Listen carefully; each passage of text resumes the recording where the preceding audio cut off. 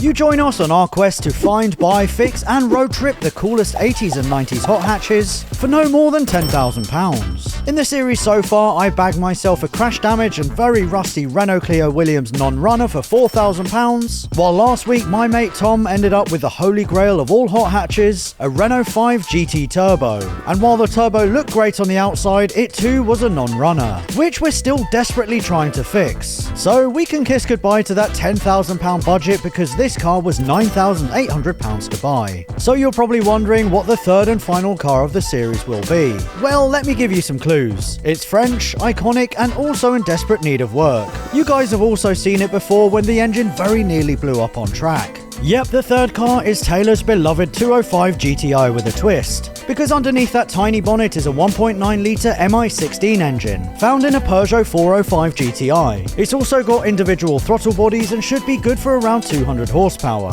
And as we're about to find out later, it's also very, very fast. But first there's work to do, because in a couple of weeks these three cars are heading on a 2,000-mile round trip to Monaco and the French Riviera. And like my Clio and Tom's Renault 5, this 205 is in no fit state to make it down the road, let alone leave the country, which is why Taylor has got a lot of work to do.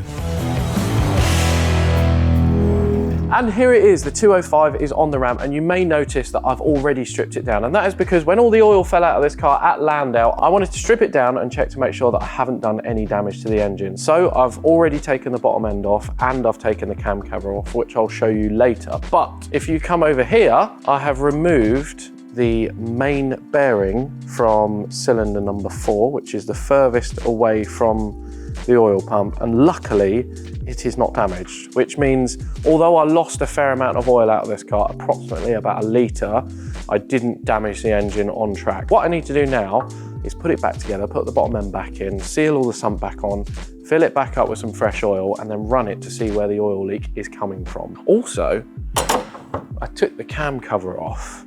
Look how clean this is.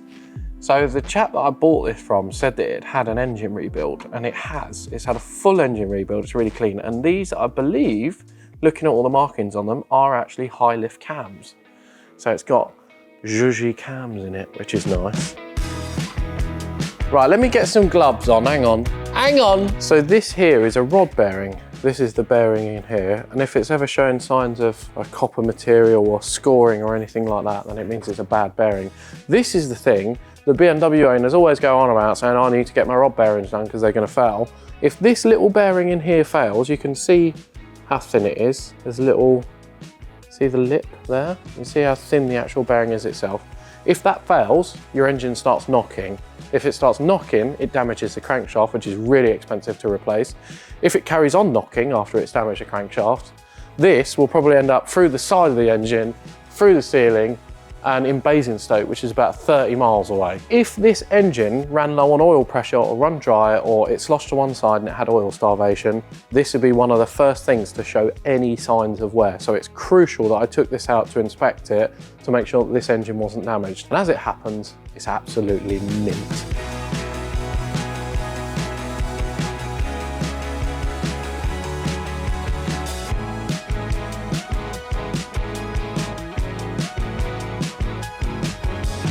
Okay, so the sump is now installed. I've torqued it down and I've left it for a little while to sit because I wanted the silicone sealer to go off before I put any oil in it. I've tightened the sump plug up. All I need to do now is clean down all of the oil that's leaked out of it. I've replaced the oil filter. I'm gonna fill it up with oil, run it up and see where this oil is leaking out of. Hopefully it's nothing too major. If it is, I might have to re-strip it down again. But now that I know that this engine's sound, I'm happy to run it up and check for any oil leaks. So let's get cleaning.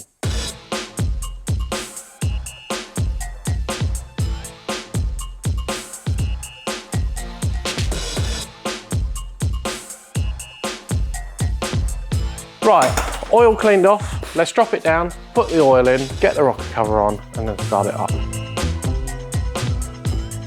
Right, time for the rocker cover. Now, if you remember, the old one was looking very tired manky, all the paint was flaking off, it was black. It looked quite grim, it actually let the engine bay down. And I thought, well, do you know what? While I've got it off, and I've got these nice red ITBs on here, which I'm gonna be polishing, but they're nice and red. I thought, let me take it over to my old mate Roy, and voila. Look at that. This has been fully vapor blasted and powder coated, and then the silver bits here have been milled down. Now, it was in a bad way, it was really pitted, so it's not perfect. There are still a few little imperfections in it, but I think that looks so much nicer than it did. Oh, look how good that looks. Oh, the red is actually a really similar match as well. I'm well happy with that. What do you reckon, Rory? That looks the bollock. That looks banging, doesn't it? With the rocker cover now fitted, it was time to start the car and find this oil leak.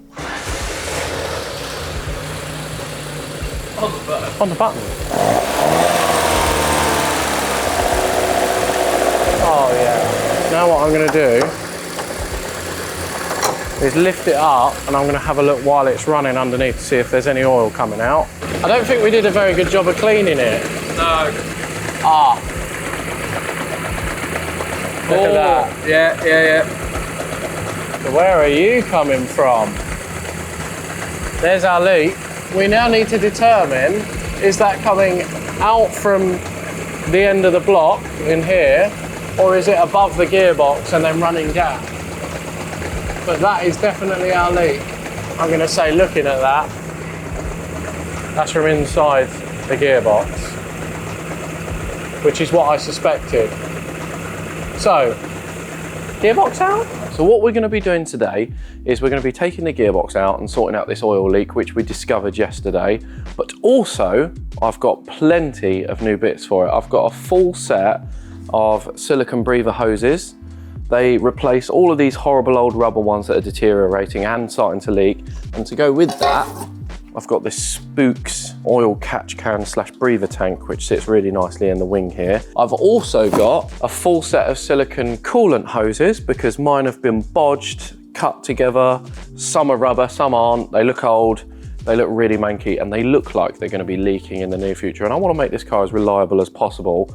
So I'm gonna replace all of those, make those really nice. And to go with that, I've got an aluminium expansion tank, again from Spooks. And then, the wheels. Now the wheels were really manky before. They looked like they'd been hand painted. They look pretty rubbish. So I've had these refurbished by my mate James. He's done an amazing job on them. He's added a little bit of fleck to the silver. They've been fully powder coated, stripped back. I'm well happy with those. I also have a new scuttle trim because my one's broken. It's got a big bit missing out of here. It's all snapped and looks really manky. And then I have two of your finest brand new in the box headlights, because mine are actually odd. One is yellow, one isn't. One has a bulb loose in it somewhere that I can't get out, and they just look really manky. And these headlights look so nice when you replace them. To go with those, I have these. And then finally, the last thing I've bought is this. This is a seat runner from a 5-door 205, non-GTI, nothing special. The reason I've bought this is I was thinking about changing the original seats because you sit too high. Apparently, you can fit the 5-door rail, you sit about an inch lower, and then there's some spaces in there that you can remove as well. It makes you sit even lower. The only thing is, I won't be able to fold this forward anymore, but I don't really care because you can do it from the passenger side still. So this should make the drivability of this car, although it seems simple, really, really nice. First things first though, let's crack on with that oil leak and get that sorted out.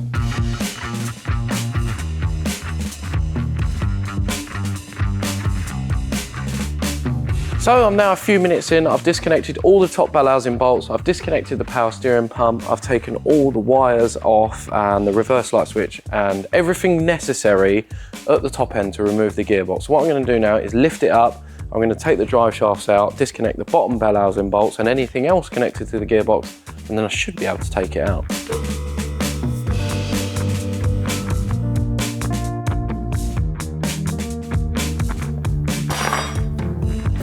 Oh shit, I have definitely made a mess there. So the drive shafts are now out, the gear linkage is disconnected, everything else from what I can see under here is disconnected. All I have left to do is to remove the gearbox mount up the top, so I'm going to lower it down, remove that, and then hopefully this gearbox should come out. And if it's anything like anything else, it will be a piece of pie. One crankshaft sensor. Now, the fact that there's engine oil dripping off the bottom of this probably tells me that the oil leak's going to be in there somewhere.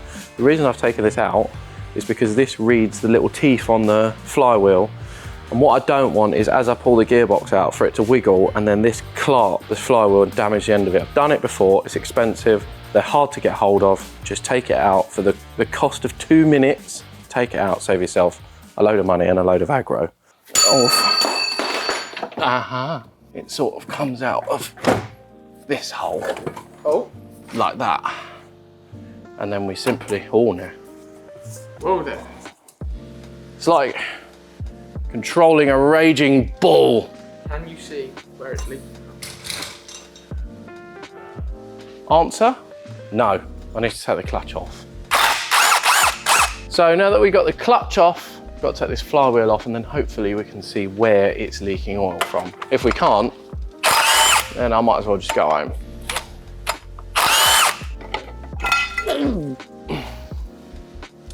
And there we have it. Now, the flywheel's off. Yesterday, I spoke to a guy called Adam who specialises in these cars, and he said the rate that this is leaking, it's actually quite unlikely for it to be the crankshaft oil seal.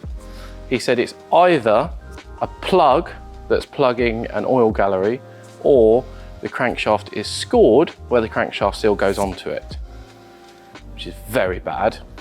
So I'm a little bit nervous. Is that a bit of glue on it? Yeah. That is a bit of glue. That is a bit of glue on it, yeah. So I found the leak. This plug has fallen out. So yeah, that's all it needs. I don't have that plug though, which is the only concerning thing. So I'm gonna buy a new one. While the box is out, it's always good practice to do the rear main oil seal. Now I've got a new one here. It's a genuine one, so a nice good quality part. And it replaces this here, this little L-ring gasket, which also doesn't look fully seated, so that might be contributing to our oil leak slightly. So this seal should just, in theory, pop out like that. It's as simple as that. So I'm just going to spread a bit of oil on the crankshaft seal, make sure it's nicely lubricated up. So we hook it in the top there like that. I always worry about crankshaft seals because you never know if they've sealed properly until you put it back together and start it up. But it looks all right. So while I've got the box out and I'm waiting for parts, I thought I'd crack on with some of the little accessories and other bits that I've got. One of which is my new trim to the side. Now you may remember that it used to say 1.6 GTI here. I thought I'd do something a little bit different, something a little bit custom. So I have the original trims, I sanded them down, I've put stickers on them, and then I've lacquered over the top. And what they say is 1.9 MI16. How cool is that?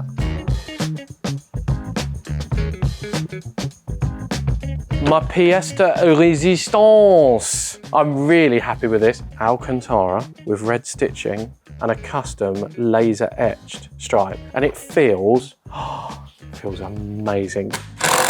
Oh my God, that is so nice. That finishes it off nicely, doesn't it? Apparently that piece of trim is super rare.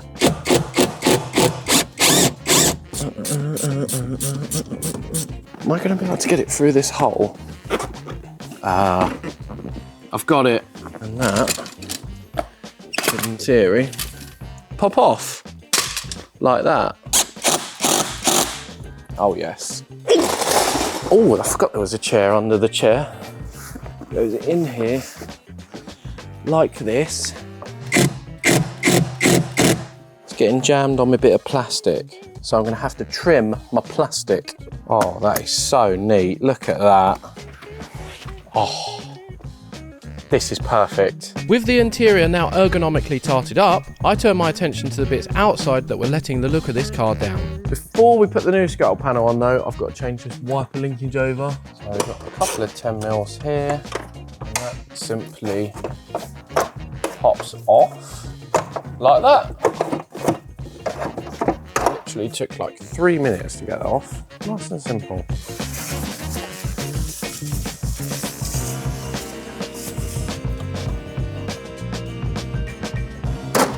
Oh, look at that. That is so much nicer.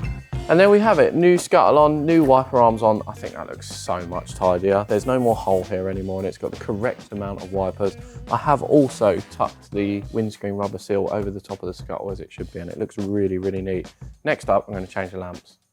Surely that's not how it comes out. Literally, you push that back and then there's 2 clips and then the lamp comes out.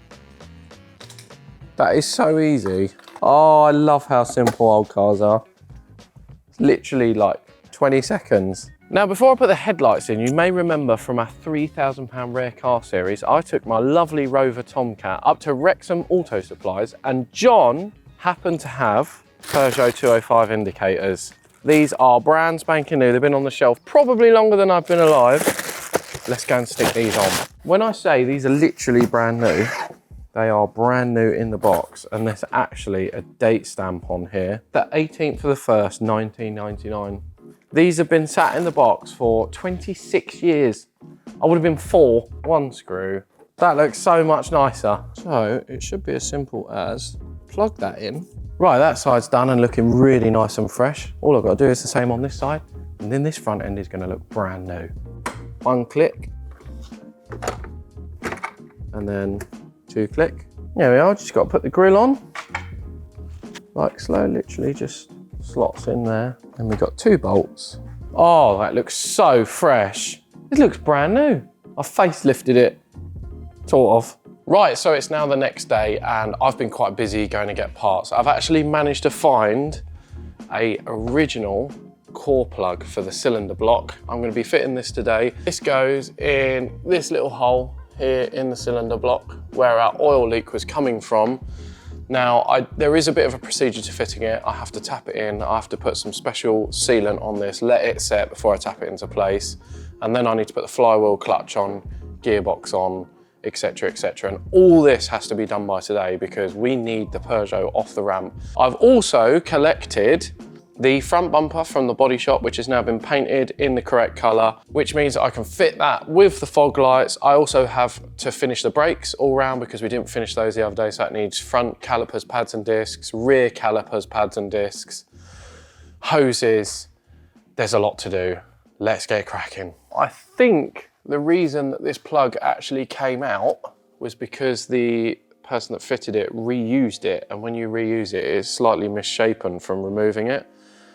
They're a one-use only item really, so I think when this is in, it should, fingers crossed, as I say, stay in. Now this is some special RTV silicone sealant, but it's a metal on metal face finish, so it works on special metal on metal surfaces. And then I'm just gonna let that set for about 5 minutes. Not fully set, just sort of go a bit tacky, and then I'm gonna hammer it in place. Now to hammer it in place, I'm gonna find the largest socket that will fit in this port, so that when I hit it, if I hit it right in the middle, it will actually bend it and mushroom it slightly, and then it won't seal properly. So I need to make sure I get the largest socket I can. Right, this sealer has started to go off, so this is going to be a bit fiddly. I need to tap this into place.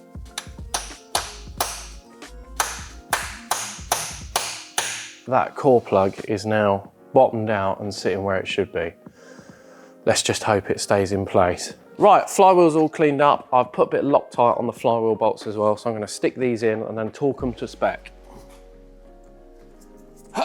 Wait, oh, it's quite heavy this. Never drop a flywheel. Put 1 bolt in so that it doesn't fall out and hit me on the head. I'm just going to wind these in with a gun, but I will torque them to spec. Right, it says online that the torque spec is 50 Newton meters of torque, so I've got that set on my torque wrench. Now, a tip, if you're trying to do flywheel or clutch bolts and the engine's trying to turn over, use a lever bar, jam it up against the starter motor teeth, and then you should be able to torque up your bolts. It's a bit fiddly when you've only got 2 arms. Right, flywheel's on, now time for the clutch. Given this a good clean up, I've given it a degrease. Luckily there wasn't any oil or grease or anything like that on it. I've given it a little sand down as well. Now, it is good practice to fit a new one, but this is pretty new looking at it. Although it doesn't look it, it looks like it's hardly been used. So I am gonna refit it. Also, I don't really have the time to go and get a new one.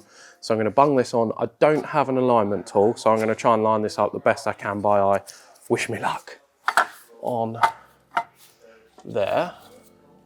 And then I'm gonna put one bolt in. I have also put some Loctite on these bolts because I have a fear of things like this coming loose. You can see now that I put the pressure plate on, the friction plate inside does have some movement in it. I need to make sure that that is perfectly aligned.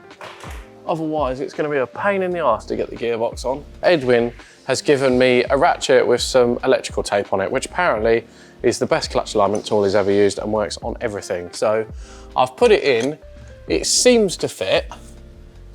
I've done it to, I can actually feel the friction plate and it feels as near as makes no difference aligned. And if I stand back, it looks pretty damn good. I'm just going to wing it. I've also, you may notice, taken the engine mount stud off of here because that was catching on here before. That was a pain in the ass. Right, starting to get to the point now where it's going to catch. Oh dear. Oh, pump. Pumpy pump. And now we find out if I have aligned the clutch correctly. Oh dear. Actually nearly there. It's pretty much in the hole. That literally fell in. Why was that so easy and it was so hard to get it out? The gearbox is in. With the gearbox now in, there are a few more bits to reassemble before I could finally find out if all the hard work had paid off. What I need to do next is I need to put the drive shafts in. Before that, I need to replace both drive shaft seals because they are leaking slightly. I need to reconnect the speedo drive. I need to reconnect the gear linkages, not forgetting that shore shifter. I'm very excited to try that. And then I need to refill it with gearbox oil, connect the lower arms, and then hopefully I can start it up and check to see if it is leaking. And fingers crossed, it's not. This is the speedo cable here. Just up there is the little home where it sits. So here's my nice new drive shaft oil seal. I have pre-lubricated it. I've given it a bit of oil on there. Fitting it is very similar to the core plug. We literally pop it in the hole and then get a socket like that that's the same size as the seal and give it a little even tap. That's gone in there nice and happy. All I've got to do is the one on the other side and no more oil leaks.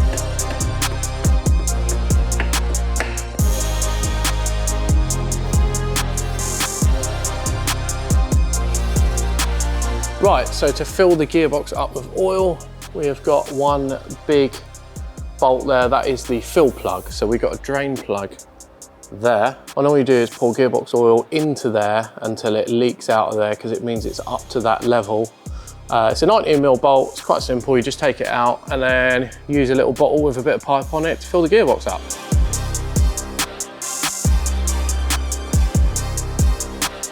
Right, so there we have it. It is all assembled. The gearbox oil is now in, drive shafts are in, it is completely back together.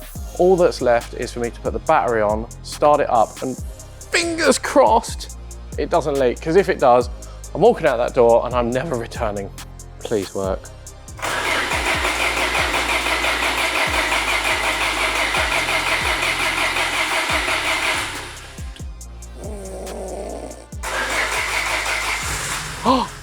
Oh! Yes! Oh, yes! The Peugeot lives to see another day. Right, let me see if it goes into gear. Clutch works. Oh, yes. There are no more leaks at all. It was running down here before, leaking off the back of the block, and it is completely dry. Also, that drive shaft seal was leaking before, and that is also completely dry. We are looking fabulous. There's no leak from the sump at all.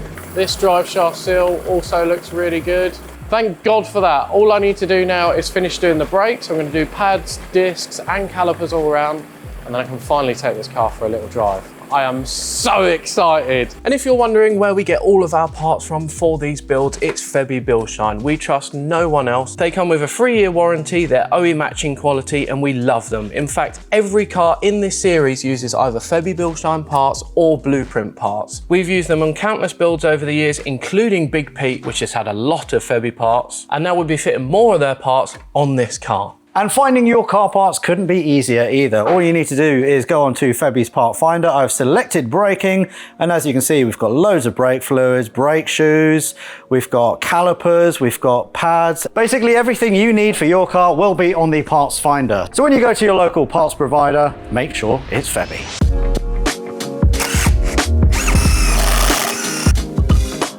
After sorting the rest of the brakes, everything was looking good, and the next day I was ready to take it on its maiden voyage. Whoa, whoa, whoa, whoa, whoa. If you think you're driving that without me, you've got another thing coming. You are not doing the first drive without me. Yeah, I know. I can see that, but I have to come along. I just wanted to nip up the road. I know, well I want to nip up the road with you and find out if all the hard work has been worth it. Let me just get my belt on, hold on. Well, we ain't got time for that, let's go. Do you know, I haven't driven this since, I think, late last year. Oh really? Yeah, oh, when wow. it blew up on track, yeah. Yeah, that was quite bad, wasn't it? Well, we now know that it didn't actually blow up, it's just Yeah. all of its fluids fell out. Yeah, so as a reminder, seat's lower. Yes. You've got new steering wheel on as well, which is lovely, yeah. This seat is so much nicer. Yeah. Like genuinely so much nicer. That is good. Before, my head was like up here and I could like brush the ceiling. Yeah. And it's just so much nicer now. It's so much more comfortable. The Yeah. seating position is actually perfect. Oh. So should we Just look around. I love your red carpets as well. They're so I cool. need to back those. GTI badges. You got the And sunroof. look at this little bit of it's like fabric and it's got red carpet on the door. Oh. It's so quirky, isn't it? Yeah. All right, enough talking about all the aesthetics. What way should I go? Take a right and then we'll go left. Oh. Huh? Oh, I'm a bit nervous. Really? Because I don't want it to blow up. Should I give it a bit of... Go on, give it the...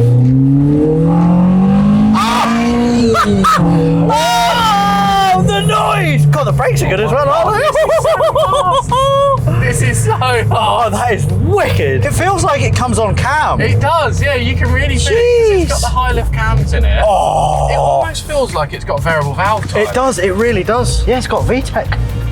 This is so good. Yeah. I love this car so much. Yeah? Yeah. You really can see why I like this car so Yeah, much. and these cars, these hot hatches are all about handling, really, aren't they? They are, yeah, no, it turns on a two. Oh, wow.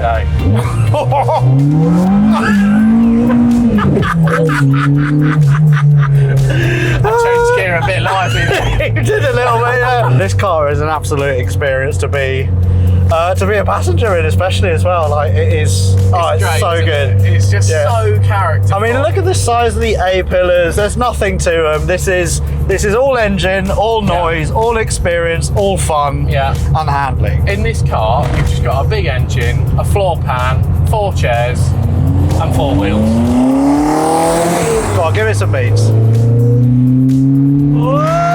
Oh, it's so good. Obviously, I don't have a rev counter at the moment, so I've just had a load of wiring done on this by Jake from ASD. Yeah. Because this car was a wiring nightmare, and it had about 20 issues with it. So that's all now been done. It's had a complete new motorsport wiring loom, and it's on a standalone ECU. Yeah. So no more piggyback ECU, no more rubbish Motronic ECU. This is on a max standalone ECU with a full custom loom. And the only thing I need to do is get an adapter to make the tacho work, to make the rev counter work, which I've ordered, but it hasn't arrived yet. So that will work. Other than that, all the gauges work, the blower works, and I haven't mentioned this, but I bought this stereo the other day, and it looks retro, and it's got Bluetooth. Oh, Blaupunkt! It looks like quite... That's cool, that is cool, It looks quite retro and quite factory. Like me? Sure. I've got the red carpet, Yeah. and probably one of my favourite features. Yeah. which you don't have, Yeah. and Tom doesn't have either, Yeah. is sunroof. Oh yeah, that is a nice sunroof. Look at that. That is cool. And it opens all the way. Whoa, hello. It just gives that nice Yeah. top experience. I hope you're enjoying this this view of Taylor. Taylor's in fifth.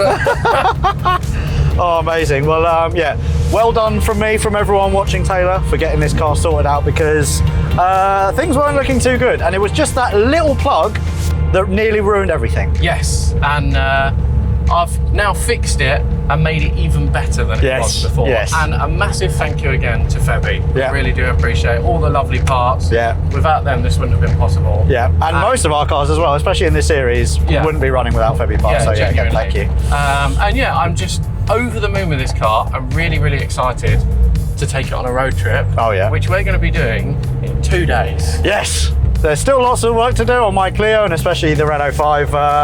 But for now, thank you very much for watching. We'll see you next week with more French hot hatch goodness and trials and tribulations, because currently the Renault 5 Turbo is up at Turbo Technics And it's got being half rebuilt. an engine in it. Yeah. See you later.